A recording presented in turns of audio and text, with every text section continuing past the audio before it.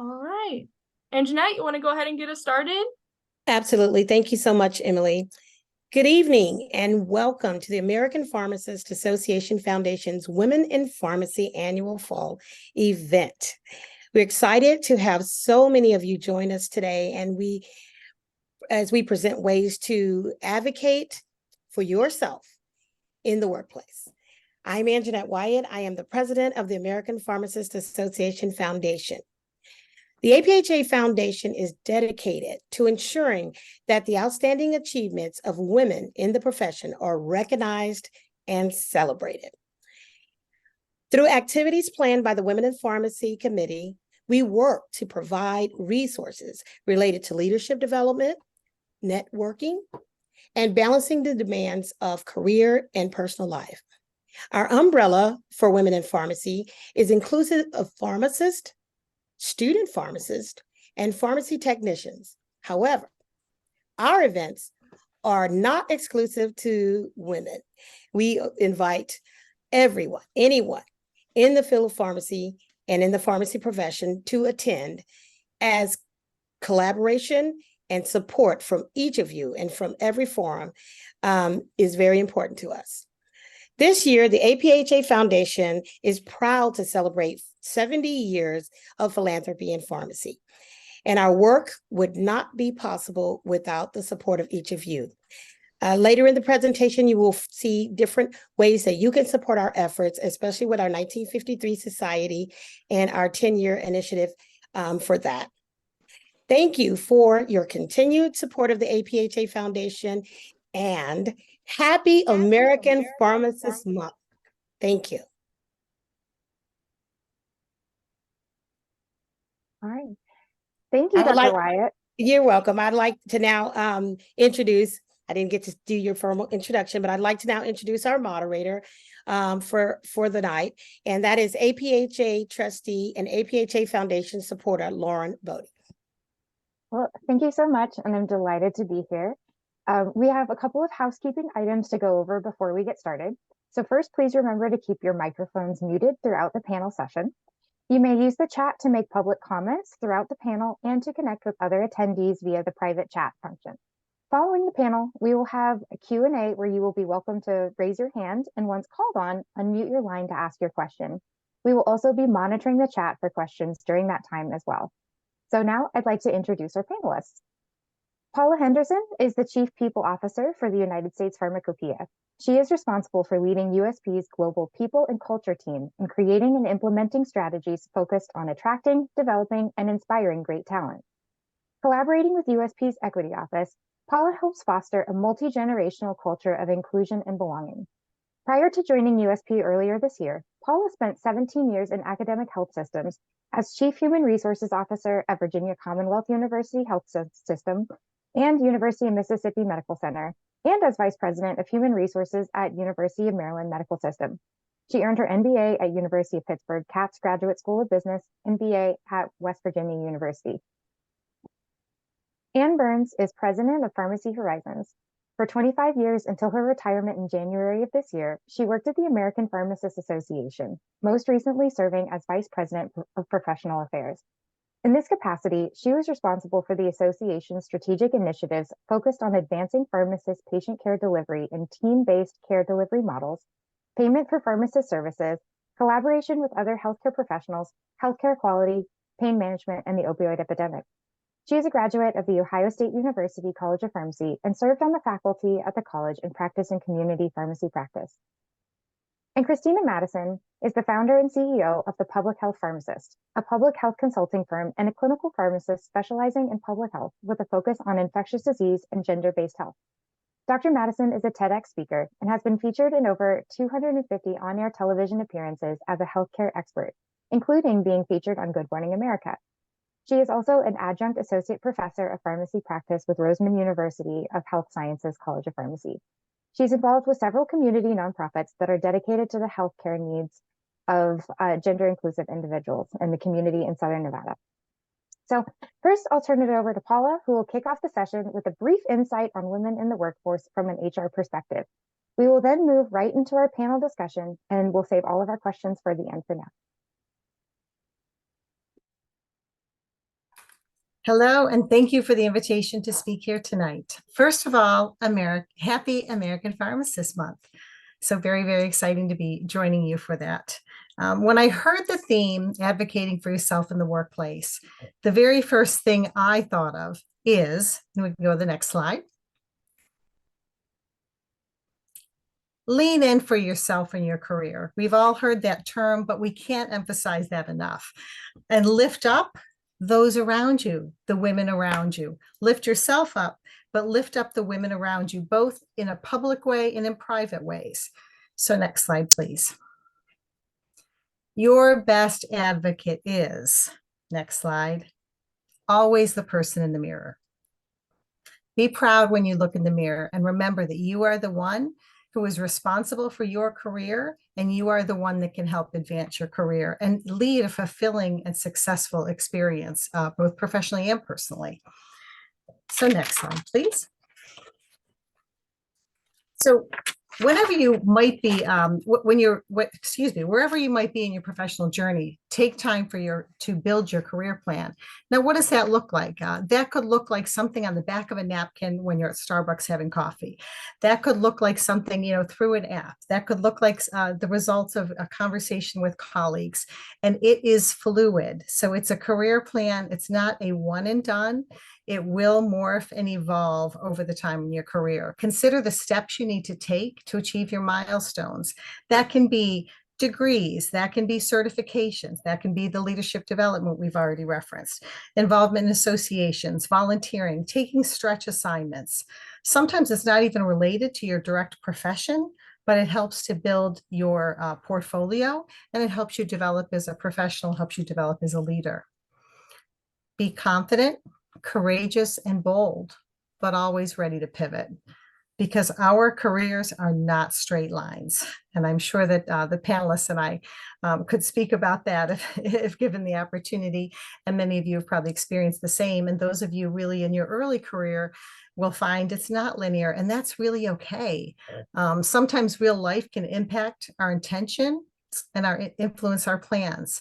Life happens while we're in our professional careers. It is really one life we lead, and I'll refer to that again a little bit later on. Not a professional life and a personal life, but one life we lead. And we have to be resilient. We should be resilient. That's how we can face the challenges and the pivots that we need to take. Be resourceful to figure out how you rebound, and always be you. Be your authentic you in your career journey. Next slide, please. Seek out mentors and sponsors and step up to do the same for others. So sponsorship ultimately opens our doors. Mentorship opens our perspectives. It allows us a chance to learn from those that are earlier career than us and those who are more advanced in career, and actually those in sort of a lateral position as well. Join affinity or employee resource groups. And at your workplace, consider creating one if there's not one that you feel would align with your career growth or that which you think could advance the growth of other women. Continuously expand your network while remembering those who have supported you along the way. Many of us can probably refer to mentors or pivotal moments in our careers where a single statement, a professional experience, a challenge along the way made tremendous impact. It could be a very, very long time ago. It's important to let those people know what a difference they made in your career, what a difference they made in developing the personal you as well. But continue to expand it. The networking is really important. And sometimes it's not always easy because we don't always have time to do that. Make the time when you can, or take the opportunity in an unexpected situation. Accept new challenges. That's when growth occurs. We've all heard that some variation of, be comfortable with the uncomfortable. Stretch, do something that might not be your typical responsibility at any given time, might not be something you could have seen yourself in. And when a trusted colleague recognizes capabilities and potential that you may not recognize in yourself, have faith and take the leap. Sometimes we know ourselves well, and sometimes we limit ourselves because we think we can't do something that someone else recognizes. But people don't necessarily do that because they want to see you fail. They don't at all want to see you fail. I shouldn't even say necessarily. They see something in you that you may not see in yourself, and they want you to take the chance because they see the capabilities. But when you trip or fall, when you take these risks that are so important in your growth journey, pick yourself up, try again, learn from the experience. So we do not grow and advance if we're never willing to take that risk. So next slide, please. And our role as women is to play a role in assuring that women are at the table. So, research has shown, and many of us have witnessed, that men tend to sit at the front or in the center of tables. Women tend to gravitate to the ends of tables or maybe the edges of the rooms, and away from seats that often convey sort of authority. So not only ensure that women are at your table, but you should sit in places of sort of authority, I would say, and also encourage your colleague women to do the same and make your voices heard.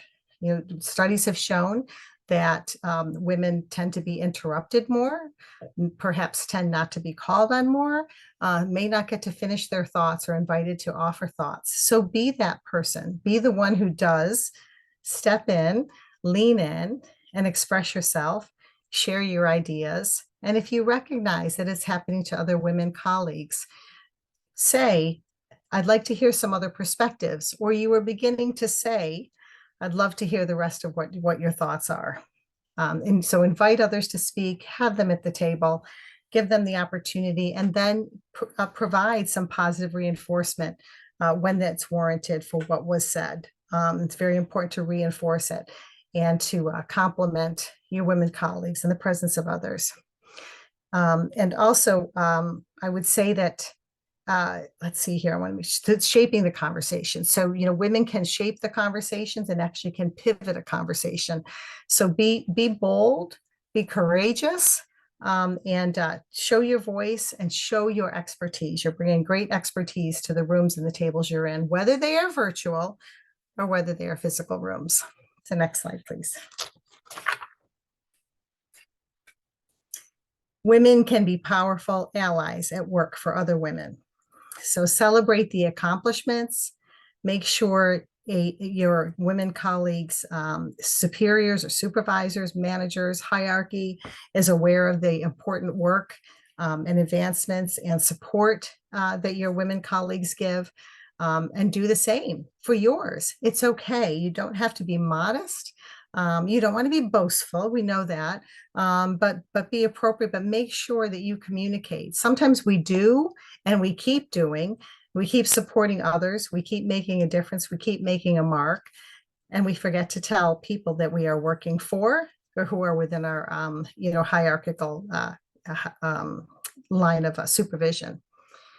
Nominate women colleagues for opportunities and awards. There's a lot of opportunities in all of our workplaces, I'm sure, in the schools that some of you may be affiliated with. And it takes a lot of work, a lot of extra time that we don't always have. But do that where possible, nominate yourself. That's okay. You know yourself the best. Again, you are your own best advocate. And then take the time to nominate other women colleagues and offer to write those letters of recommendations or say yes when you're asked. It's an interesting piece of research that many of us have probably heard. If you haven't, I'll share that men apply for jobs generally when they meet about 60% of the criteria. And women sort of step back and say, I don't quite fit it all. Maybe I'll do one more thing, or I need one more year of experience, or I need one more degree, or whatever it might be. I need to be 100% before I put myself forward. Well, have the guts, have the courage, and put yourself forward. And let's start to shift that statistic. And if your women colleagues need to remember how accomplished they are to either apply for a new position or whatever it may be the one to support them and lift them. Next slide, please. Oh, yeah, right there. So drive the change that you want to see. We do not need to wait for someone else to do that. Build relationships with internal staff that have functional responsibility for your company policies and programs, because then you understand what their roles are. You understand if there is some sort of priority of when things get attention or when things get consideration. People appreciate the functional support and help and the support from colleagues when it comes to any policy revisions, any policy creation, or rolling out new programs. And these are those sorts of programs that can help advance women or help support women in the workplace.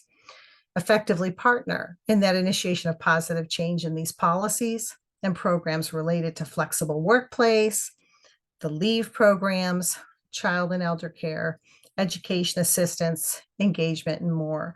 There's much that is happening at the federal and the state level that drives and dictates what a workplace can do, but there is a tremendous amount of latitude that workplaces have, especially when they are striving to be an employer of choice. And every one of you in your positions can help to influence that workplace or school for those of you who are still in school. Lead the effort to participate in achieving that desired state for that professional and personal balance. Again, we're living one life. It's not the work life and the personal life. They blend.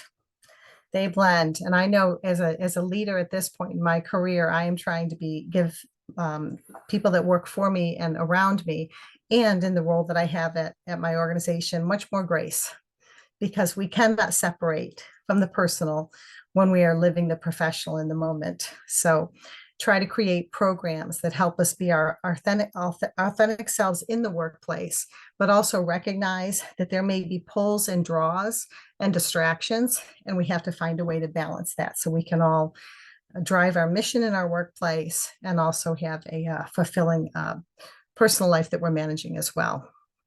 Next slide, please.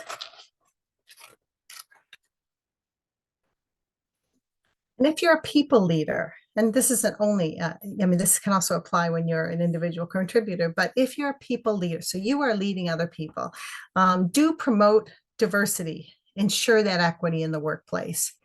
Be inclusive in how you talk and how you create a space in your own department, and assure a sense of belonging for individuals. And this is in all of the ways that we want to belong, not just one particular attribute.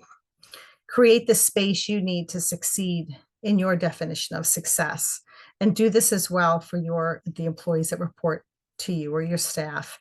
Success can be defined a number of different ways, and let's not assume that what is success for us is the same success for one of your women colleagues, one of your women direct reports, or others that work for you. It's important to understand what is success for them and to support them on that journey. Engage with your Office of Equity or Diversity Office or whatever it may be in your workplace or school. Avail yourself of the educational and awareness materials, trainings, conversations. We all have a tremendous amount to learn. There are certificates available. There are assessments to find out where we are on any sort of continuum. Sometimes it surprises us because we realize we have so much more to learn and be open to. Allow yourself to be vulnerable as you listen and learn. That's okay. That vulnerability helps to build a certain level of trust. It also shows how human we are. And it helps people to be able to relate and have more confidence coming to any one of us with their concerns and their needs when they recognize that you have vulnerabilities too as a leader. Ensure slates of candidates include women. You can do that as a hiring manager or a people leader. So require a certain number of them, help come up with different ways to source these women candidates in the market. To make sure that you have a slate that represents the sufficient number of women. If we don't actually interview them or consider them, they're never going to fill the jobs we need, and it'll never change the face of our organizations. And typically, the higher you rise or the higher you look at the levels in an organization's hierarchy, the fewer women. And I think we all know that. So the only way that we can eventually get more women in those top levels of the hierarchy is by promoting them, bringing them in, sourcing them from other places, if need be, if we don't have them within the organization. and invite the voice of women into conversations. We reference that sort of in meetings, but really all conversations, whatever that conversation looks like. A physical conversation, it could be virtual, it could be meetings, any sort of conversation at all. And make sure your focus groups or the input that you receive or the feedback you solicit, the opinions you invite also represent those of women. Acknowledge that employees today cannot and should not leave their personal selves at home. Referenced that a few moments ago. It's not fair. It is impossible to turn it off when you get off that elevator or walk in that set of doors or you log in for that morning from your home desk. So we need to actually respect and understand that. So be empathetic and supportive. It's very important to be clear about what expectations are and roles. And again, have programs in the workspace that help to support individuals who have real life happening while they're being their professional selves. When an extended leave is warranted, it could be maternity leave, it could be any number of things. It could be someone taking care of a very ill parent. It could be a number of things, and I don't want to necessarily put labels on them, but ease your staff members' reentry. Determine if an interim flexible arrangement might make sense or be helpful. It should go without saying, but I'll say it. Avoid penalizing the employee for taking leave.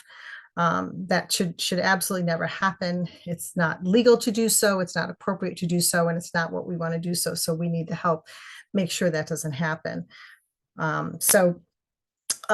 Provide specific feedback. I don't think I have this as a bullet, but I was thinking about this as well. Sometimes it is believed that if feedback is delivered in a certain way to women, that there could be an emotional response. Well, it's not helpful when feedback is general, because a woman, anybody, any gender identity, cannot actually know how to improve or what to work on unless there's some specificity around it. And then that inhibits the chance of greater success and advancement and growth. So be very specific as you deliver feedback to your women colleagues. Ask for specific feedback for those that actually assess your performance. And I'll say generally, this is not just for your women colleagues, but for all colleagues. So, clear is kind, as Brene Brown says. So be clear and make sure that our feedback will help somebody to actually grow and advance and improve in the ways that we feel are important in our workplace. Next slide, please. So I really want to leave us with the reminder to lean in for yourself and your career. Lift up other women, both in public and private. And I really liked this little graphic because it says, here's to strong women. May we know them, may we be them, and may we raise them. So thank you, and I look forward to the dialogue in the panel. Thank you so much, Paula. As an early career female practitioner with 2 young kids, there is just so much all throughout this that really resonated with. And I think it's just a wonderful foundation to start this conversation on. And so with that, I'll kind of turn to our panel. And, I know from our earlier conversations that each of you has had a time in her career when taking on a caregiver role has precipitated a career transition or a leave of absence. This is perhaps a little bit on my mind because I too recently have returned to work full time after the birth of my second child. And so I would really love to start by hearing what each of your experiences were as it related to this career transition. What was your experience? What kind of support did you have? What kind of support did you need?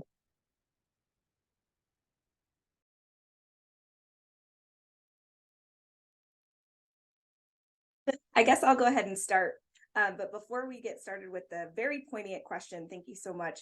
I just wanted to take a moment to acknowledge the current 2023 Nobel Prize winner for economics. So that's Claudia Golden. So she won based on her research, her groundbreaking research into the insights of women in the labor market and the patterns around pay disparities and pay gap. So I think it's very poignant that we are having this discussion, especially since her Nobel Prize was just announced this week. So I just wanted to take a moment and acknowledge that as we're having this conversation, because one of the things that she's discovered is that post-COVID and a lot of women leaving the workforce in order to take care of the home, they have seen basically a stagnation of the closing of the pay gap. So with that being said, also someone else here who has had to take leave due to child rearing, I will say that there's a little bit of a difference between a planned absence versus a forced absence versus not being able to take enough absence. So those three things are all things that I think we all need to consider. When I, first started out, I've been a pharmacist. Next year will be my 20th year as a pharmacist. I took very little breaks. So went straight from residency, straight to my first job, straight to my second job, straight to my third job, and then had kids. So then I didn't know what it was like to actually be able to take a real break and to actually need to take a break versus having to be forced to take a break because of illness. And so I do want to acknowledge that depending on where you're at and what season of life you're in, all of those need to be respected and need to be affirmed within your workplace.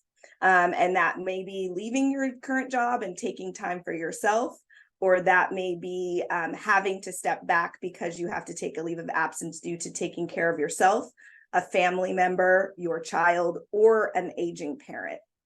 And so for me personally, my first leave of absence from my first birth of my son was a bit traumatic. He was a NICU baby. And so I spent about 4 weeks with him in the NICU and then had to move on to being able to acclimate to having a new baby at home, and only had 12 weeks of vacation, which was lucky that I had 12 weeks of paid vacation. And then I decided, what's better than, having one child, but two? So I got pregnant pretty much right away and had my second child after 22 months. And ended up having complications after my delivery. And so that was very challenging because at that point, I didn't accrue more time in order to be able to take paid vacation, and ended up having to come back to work earlier than I really would have wanted to because I wasn't completely healed. So I do think that as advocates for women and understanding that there are instances where there may be an instance where there's other employees that may be able to donate time to somebody who needs it. I think that's something I did not know about until later on into my career, and where I actually was being asked to give up some of my own time because someone else had an illness in my academic institution. Just understanding that we're all in need, and whatever that need looks like needs to be brought to the forefront. And I always say a closed mouth don't get fed. So you need to make sure that you're asking for what your wants and your needs are. So, that's an old grandma-ism. I was raised by a old Southern grandma. But I do really think that is important, because a lot of times we don't know if something is possible unless we ask.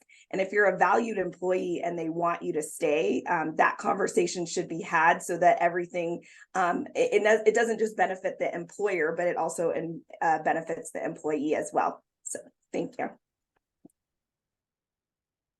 And then, excuse me, Lauren, I'd also weigh in from the more seasoned practitioner perspective. So my leave or role changes really bookended the start and the end of my, well, not the end of my career, but the latter part of my career. My perspective is a little bit different just because it was so many years ago that I had my two children, pre-FMLA, pre a lot of the benefits that we have today. And I know we have a long way to go. I had my first son when I was in pharmacy school, not something I would recommend for everyone. But at the time we were in a curriculum change. And so in order to stay on track, I ended up going back to classes about a week after my son was born. And, in answer to the question, having some family support was critical. Having my husband's support was critical. And I think a big theme that has been really predominant through my career is the importance of communication. So really upfront, going and talking to decision makers about your situation and being able to advocate for yourself so that you know what you're facing as you come back after your leave. So I was out for literally about a week after my son was born, which I would not recommend for anyone. I was also an intern at the time, and the pharmacy gave me I think about a month off, but they were very flexible, to Paula's point, and I loved your presentation, Paula. You hit on so many things that I had in my notes. But I think just the flexibility that you can sometimes be able to negotiate with your employer is just critical to really your sanity and what I like to call my work-life preferences. And then on the latter part of my career, for about the last 15 years, I've served as a caregiver, a primary caregiver. At the point about 10 years ago, I was actually a senior vice president of professional affairs at APHA. I was on the senior executive team, living my best professional life. And everything just got overwhelming. So I went in and spoke with our CEO and asked to basically step down from that position and go part-time, and went to a 50% appointment. It was probably the hardest thing I've ever done, but it was probably the best thing I've ever done, just to be able to juggle all of the responsibilities. And so again, I think communication is really important in being able to articulate what your needs are. And I also, there may be varying thoughts on this, but I try to come to the table with some potential solutions. I know I'm not required to do it, but I think we also need to think about the people around us who are impacted by needing to step away from work. It's just a really hard situation, and I've been on both sides of it. So having some potential suggestions for how things might be able to be handled when you're gone, I found to be really effective in helping to get buy-in. And I can add kind of a third scenario. And isn't that what life is many scenarios? Not any one of us is going to have the same one of all the 50-something people here in this meeting today. But I had actually moved here, this was some years ago, moved to the state of Maryland from Massachusetts. And so I was going to take, my girls were 4 and 2, and I was going to take some months off, maybe even up to a year, just to enjoy being in a new place with the girls when they were young, and then return to my human resources career. And then my father suffered a brainstem stroke, and my mother had already passed away. And so without getting into too many details, I was literally the only person who could communicate with him. He had remarried about a year before that. And so I moved him to the state of a home residence of his new wife, which was Massachusetts, coincidentally, not that we were tied to it, even though I've referenced it twice now. But so I couldn't return to my field of human resources that I loved, because I know how I work and I know what my job would have been like. And I couldn't do both things, having young daughters, a husband who was, of course, supportive as well, and a father who needed my care. The only person alive that could communicate while he had locked-in syndrome, in the way that we developed a method to communicate. And this went on for some years. And I flew to Massachusetts every 4 to 6 weeks for 5 years.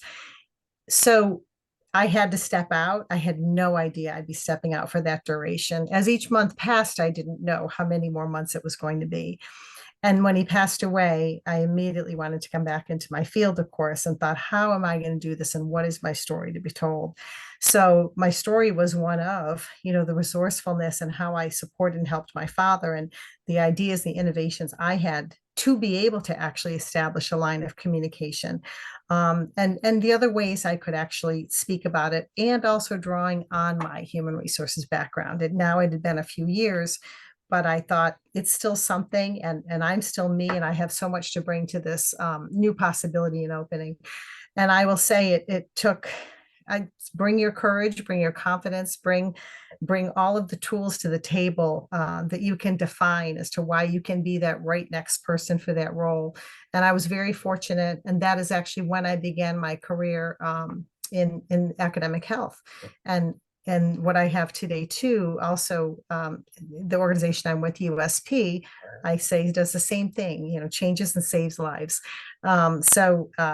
And I did that after my experience with my father, but it was tough to think about, how do I go back in and what will I lose from all those years that I couldn't be doing what I had gone to school to do and have been doing work. So don't give up, make it work. You can make it work. There's so much you can bring to the table and explain why you are the right next candidate for a position, even if you have a life situation that sort of alters that path that really isn't linear. It's a jagged path.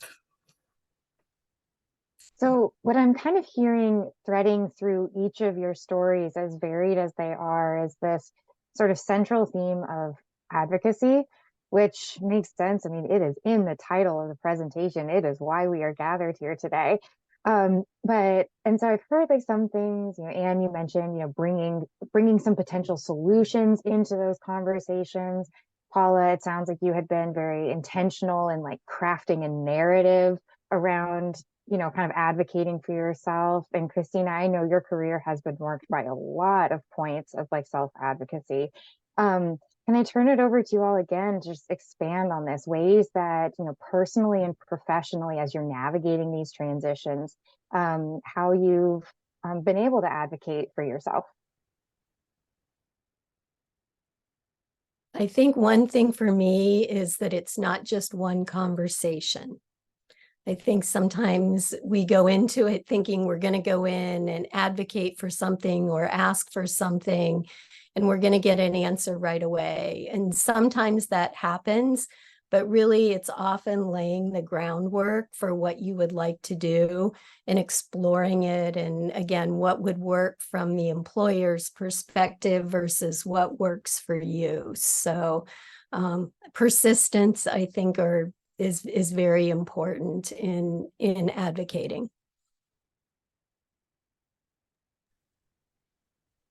Paula, do you want to go?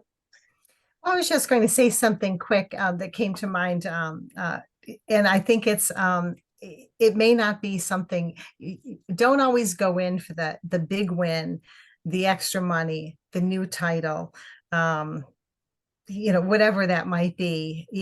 Go in for the experience too, and understand the value again of that lateral growth and that lateral development. I think it's about advocating for ourselves, and I've shared ways that I would like to encourage all of you to do the same. But it isn't always about what's in it for me, right? We know that, because you wouldn't be in the fields that you're in, which is, again, changing and saving lives in the work that you do. So know that, to Anne's point, it's building. It's not one conversation. It's not one thing. And accept the growth and the recognition and the experiences that happen more in a lateral way, that don't necessarily come with that dollar and title, but can ultimately influence it. So my thing to say, and in part of wisdom, is that a dream denied is not a dream delayed, or a delayed dream is not a dream denied, right? So when we think about sort of not looking at it from a linear standpoint, I think oftentimes, because we're pharmacists, first and foremost, we're high achievers, and we, think that everything is going to happen in a certain way or a certain path. As women, we want to be perfect for whatever is coming next, which is why, based on the statistics that Paula mentioned during her presentation, is that most of the time, if we do apply for a new job or a new position, we feel like we have to meet all of the criteria versus just the minimum standard, which is customary for our male counterparts. And so for me, I think a few things. I feel like COVID really changed the playing field for a lot of us, and in particular for individuals that may have benefited more from a more flexible workplace, where you could have part-time in office and part-time in the virtual space or remote work. And I do think that really did open a lot more opportunities for women within the workplace, and then also being able to apply for jobs that you may not even have thought about, because relocation was no longer a challenge, because you could do it from where your current location was. Or if you did want to relocate for financial reasons, you could take a job that maybe paid you more money, but then move to a place that was less expensive. So there's lots of different ways that I think that advocation can come from a standpoint of maybe you're going up, but maybe you're going to the side, maybe you're going down. All of those things combined does not mean that your dreams and where you feel like you should be within your professional life, as Anne mentioned before, she was living her best professional life. I feel like I'm at that point as well. And then also just wanted to mention, it may not even be that your best professional life is working for someone else. It may be working for yourself. So I also want to mention that as well. So entrepreneurship, which is something that I don't think we often discuss within pharmacy as much as we could, and being business owners, whether that's an independent pharmacy owner or a consulting business or wherever you see that also may be your best professional life as well. So just being open and being able to think about where the pivot may take you. And that pivot may be advocating for yourself to go out on your own, or that pivot may be advocating for yourself, seeing yourself in a leadership position. And maybe you have to pay your dues in a position that isn't where you see yourself first, but use that as a stepping stone to get to where you want to be. That's wonderful. Paula or Anne, was there anything you wanted to jump in on? I mean, the theme that just keeps going for me is it's really what works for you. I think sometimes we compare ourselves to so many other people, but everybody is unique and everybody has their own work-life priorities, and it's okay if it's working for you. Yeah, So, absolutely. I'm sorry. I would just add that I think just in the time that I've been working, which is a few decades now, it's changed. There is an openness, and I appreciate that Christina referenced COVID, because it was a game changer for sure.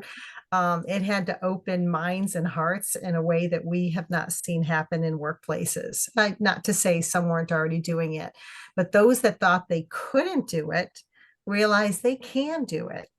Those that maybe didn't want to do it realized they had to do it. And now everyone's grappling with what does it look like at this current time. But there is more leverage. That the workforce is still a challenge to find right people to stay in right jobs and make sure that you can retain. You have to work hard at retaining employees, and part of it is by ensuring again that we think about them as a whole person, and that we provide opportunities for them to be their best selves and their authentic selves in the workplace, but able to balance all that life has for them. So do know that for those that are early career, like, it's only going to get better, I think. At least I hope so. And those of us that have been around for a little while, trust that I do, and maybe others do too, see that it's a changing landscape. And women like all of us, all of you, are helping to influence that. So keep going, keep doing it. Well, I want to remind attendees that, for all that I know, that I have a million questions that I would love to hear the panelists present on, this is your time. So start formulating those questions and putting them into the chat box. I'll turn it over to the panelists for just kind of some summary thoughts of just like a pearl to share with the rest of us while folks are getting in their questions, and then we'll turn to what our attendees have to ask for you. I wanted to just touch a little bit on the concept of mentorship and sort of the difference between mentorship versus sponsorship versus coaching, and sort of like those terms. And I know they keep getting thrown about, and you know, I especially as you know, as a pharmacy professional going through this and understanding that a lot of opportunities that I have received was because someone spoke my name in a room of opportunity when I was not there. And I think that's key when we think about advancing women within the profession, because as a, you know, as a whole, we dominate the profession. But unfortunately, that's not reflected in the C-suite, and it's not reflected in a majority of the leadership positions. And in particular, we know that that is pretty deficient when we think about women of color, as well as minority women as well.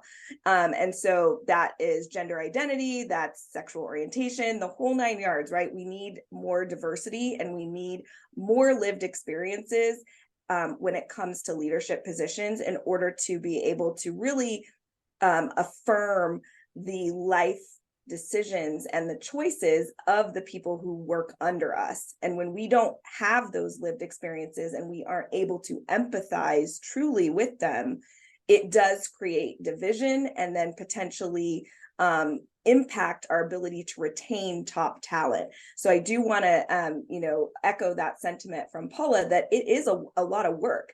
When you have a good employee, that good employee can go somewhere else if we don't cultivate that relationship and make sure that they feel seen, heard, affirmed, and that they're valued in that role. And so when we think about mentorship, oftentimes that starts as early as pharmacy school.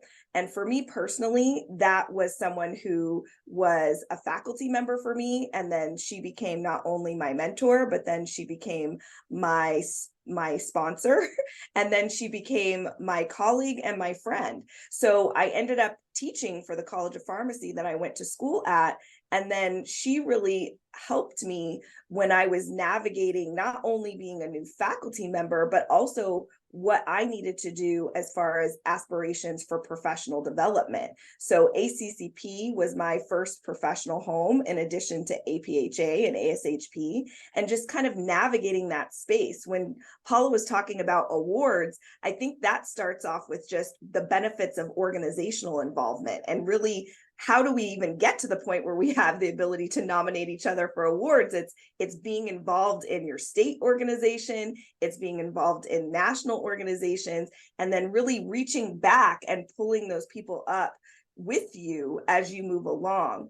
And then again, when we think about coaching, that's more of something that is professional development, that is a paid experience, because again, you're paying them to help you with results. And so I think all three of those have their own benefit and have their own place, but just know that when you are asking for someone's mentorship, that could turn into a more formal relationship, or just thinking about how would you want to be referred to if you found someone that you felt like was really talented. What would you want someone for you to do for you, and just pay that forward. I think that was a great answer, Christina. You checked a lot of the same boxes that I had. I think the only thing I would add, and it's very simple, is I've been amazed, and it's not me, but just when I'm talking to people that are mentees or colleagues who are just looking for encouragement to kind of get over that hump, because we have a lot of opportunities that we could take advantage of, just saying, you can do this. I know you can do this. I've had people come back and say, that made such a big difference. And I would think that's such a simple thing to do. So I totally agree with what you said. I think for me, you know, some of the parting pieces of wisdom, for whatever they're worth, is don't be afraid to take risks. I'm not a risk taker, but I've learned to take on more risky behavior, which is probably not the right way to say it, but I've learned to take on risks in a more meaningful way. And I find that by doing that and getting outside the box, it really has resulted in some of my most professionally fulfilling experiences. And I know we need time for questions, so I'll stop there. I had a whole long list of takeaways. I would also just say, embrace the messy yes. Yeah. One of my really good friends would say that to me, and it really resonated with me. And especially when I think about when I first started doing media, my first in-person live media appearance, and they were like, "You've done this before, right?" And I was like, "Uh-huh." So I had done media before, but not in that format. So it was intimidating. And so you may not have all the answers. You may not have it perfect. I would just say, embrace the messy yes. You have no idea where it may take you. When I did that in March of 2020, it was right before WHO announced that COVID-19 was going to be a global pandemic. And I was called back to the station and they asked me to go back on air, and I did. And after that, it was just like, you couldn't have told me that one time would have led to me ending up on Good Morning America and being at the White House. Like, I would never have told you. I'd be like, you're crazy. So embrace the messy yes. You never know where it'll take you. And I would add, learn how to say no so you don't overwhelm yourself on the opposite side of things, which I am still striving to achieve. Well, thank you so much to all of you. This has just been wonderfully insightful perspective and advice that I know all of us can use as a student, a new practitioner, or experienced pharmacist. So before we transition to the next part of our Q&A session, we'd like to again thank Moderna and Merck for supporting APHA Foundation's Women in Pharmacy initiative this year. APHA Foundation is committed to supporting pharmacists in all career stages to become leaders and serve patients in their communities. And tonight you have an opportunity to help continue this work. We hope you'll consider making a personal donation to support programs that promote and inspire women pharmacists. To do so, simply scan the QR code shown on the screen or visit aphafoundation.org/donatewip. We also want to recognize the 1953 Society contributors, who are a special group of leadership donors. Thank you for your passion for supporting our mission to improve people's health as we celebrate 10 years of philanthropy powered by the 1953 Society. To be a part of the decade celebration, visit aphafoundation.org/1953. So now we'll take some questions from the audience. Feel free to type the questions into the chat or raise your hand and we'll unmute your line to ask a question. Executive Fellow Emily Albers will help moderate the chat. So Emily, if you'll share some more information with our attendees about the Q&A. Absolutely. So we'll take those questions now. Feel free to use the raise your hand icon if you would like to verbally ask your question. It's within the reactions tab on the bottom or top of the screen, depending. And then our first question, we did have a couple pop up in the chat. So the first one for the panelists will be from Jamie.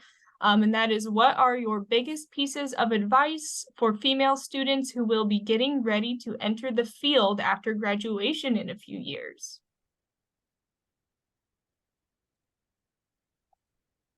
So I would say networking. Networking is key, and making sure that you're taking advantage of attending those professional meetings. I always say, show up to things like there's a opportunity that I had that I was just happened to be at a reception, and I was a new grad. I think I was like 1 year post residency, and I was at a meeting and was just talking with, several people. Come to find out, it was like, former president of the organization, had no idea who he was. I was like, I'll just say hi. And and so I think it's just, going in and being open and being receptive to networking opportunities. And I know obviously things have changed a little bit, but we are getting more to in-person things. And I do think there is something to be said about that in-person ability. And when we aren't able to meet in person, some of the things that I use for networking purposes is LinkedIn is one of my, big social media platforms that I use for networking, in particular for pharmacy, because you do see a lot of active pharmacists on that platform. But then also just being active in your local and state pharmacy association, as well as being involved in APHA and APHA Foundation. I've had so many opportunities just because of the fact that I have been involved with APHA. And so I would say, networking, really solidifying that. If you aren't a student member of a professional pharmacy organization now, I would recommend joining because some of those relationships will last forever. I'm also part of a professional pharmacy fraternity, Kappa Psi, so Kappa Psi for life. And I will tell you, there have been instances where I have known of people that when they found out that there was another Kappa Psi brother applying for a position, that if it was the difference between two people, they would go with their Kappa Psi brother. So I'm not saying that that's legal. I'm sure Paula will tell me from an HR standpoint, but I do know that those things come up. And so, so loyalty and fidelity, all of those things, I think it does come up. And so making sure you're really networking and establishing those relationships when you're in pharmacy school, and even reaching out to people that you admire. I do that a lot on LinkedIn as well. People, I mean, appeal to people's vanity. They love it. You never know. You may end up with an opportunity for either a mentor or a sponsor in the future. That's wonderful. Yeah, Anne? I was just going to add, I think even I saw another question related to mentoring and Zoom. And I think reaching out to someone during a Zoom meeting in a private message just to ask if you could talk or explore more career opportunities or whatever you want to talk about would be a good strategy. Very much agree with everything Christina said. Love the association plug. I'd also say take a really strong examination of your soft skills. I think students come out of school very well clinically trained, but what just seems to resonate so much for me when I'm talking to candidates and so forth, back when I was working, is the communications, the nonverbals, how you conduct yourself. All of that is so important. And there are mechanisms that you can use to have other people evaluate you when you're interacting with them in a mock interview or something like that. But I think soft skills are really critical and sometimes underestimated. Yes, Rochelle, I jumped right over your question, but it was regarding remote work and ways to develop mentorship when you are not face to face. So I don't know, Paula, if you had anything to add on that topic, and then I think we'll. Yeah, I was thinking about that, and I thought about for the much of the time when I end up having to work remote as well, like some of us, I think not all of us could, during the height of the pandemic. I often wonder, is it sort of an extrovert or an introvert thing? Because when I'm in a Zoom meeting, I sort of see the person sitting across the table from me. But I think that's not everybody. And I think it's important to understand that that isn't everybody. Some people are less comfortable with a virtual format. But I think absent the ability to have the in-person format for someone who in particular would be a desired mentor, do seize that opportunity for the virtual format. I think it's proven to be just incredibly beneficial. And, when you're looking at global relationships and global organizations, people that work for each other, work with each other, will never meet in person. It'll always be virtual. So it can be effective, but I think maybe getting comfortable with it if it's something someone isn't as comfortable with as a primary format. But I think it's possible. It's very possible you do lose a little bit of what we just talked about with nonverbal cues when it's assessing for a different purpose that was talked about but knowing your soft skills and where you might have an opportunity to improve. It's true, we lose a little bit because it's sort of like neck down. You can't see everything. But you also have the opportunity to record yourself, right? And have somebody help you with that and be able to kind of say, oh, I didn't realize I did that often. I didn't realize I scratched my head or I said, or whatever it is. as often as I did. So that's important to have that opportunity to see that. But I think seize whatever opportunity. But if in-person is important, there are plenty of people and ways to mentor. We learned in relationships with mentors, again, people that may be more junior than us, people who are sort of in the lateral relationship or roles as us, as well as those who are a bit more advanced in either a profession or in the hierarchy. So if in-person is important, there are people out there, they'll be flattered in most cases. Describe the expectations of the mentorship relationship you're looking for, so it may not feel overly daunting for another person. But if that's what you're looking for, there are people that would be willing to do that. Absolutely. We all want to see each other succeed.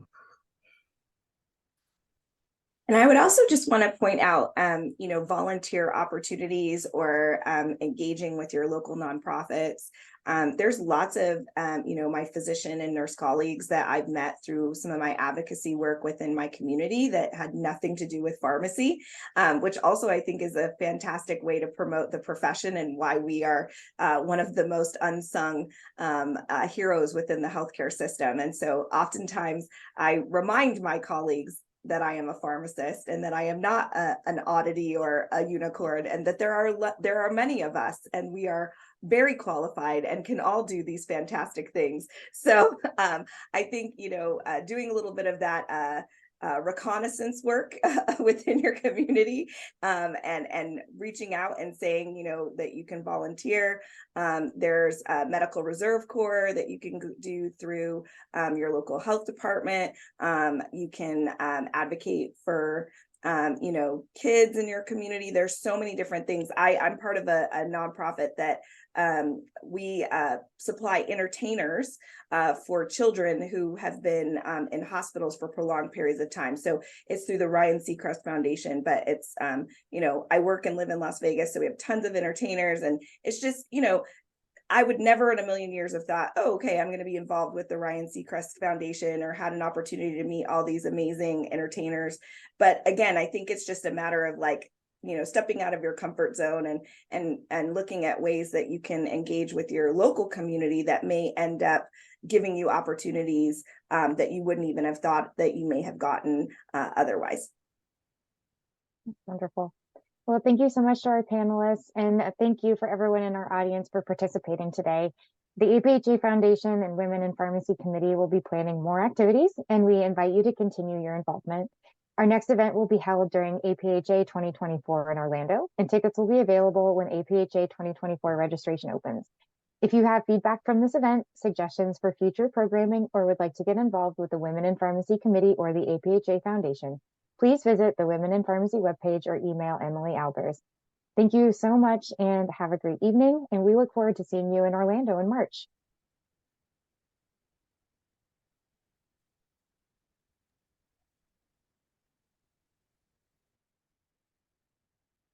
Thanks, everyone.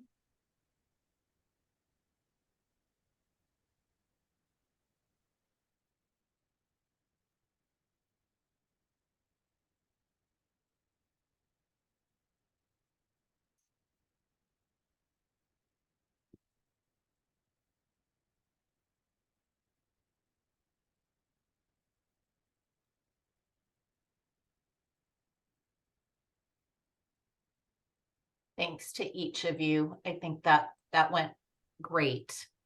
We could have made it last for another half hour at least. So thanks to each and every one of you for your participation. We appreciate it. Thank you, Elizabeth. Thank you, Elizabeth. And the foundation.